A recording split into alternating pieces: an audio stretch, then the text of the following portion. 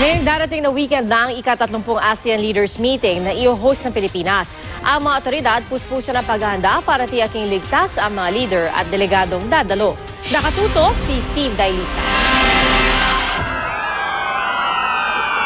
Sabay sa tunog ng mga sirena ng daang-daang patrol car at ambulansya ang pagbuga ng makulay na tubig mula sa water cannon ng mga fire truck. Hudyat ito ng send-off ceremony para sa seguridad ng ASEAN Leaders Meeting sa Metro Manila mula April 26 hanggang 29. Sa kabila ng banta ng terorismo sa Central Visayas, lalo na sa Bohol, target ng mga otoridad ang zero incident at zero casualty.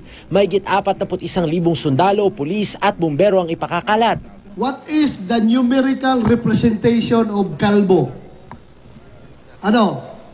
Zero. Walang buhok. Zero.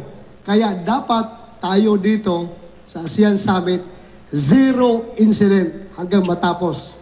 10 heads of state ng ASEAN member countries at 2,000 delegado nila ang lalahok, kabilang ang kinatawan ng Myanmar na si Aung San Suu Kyi.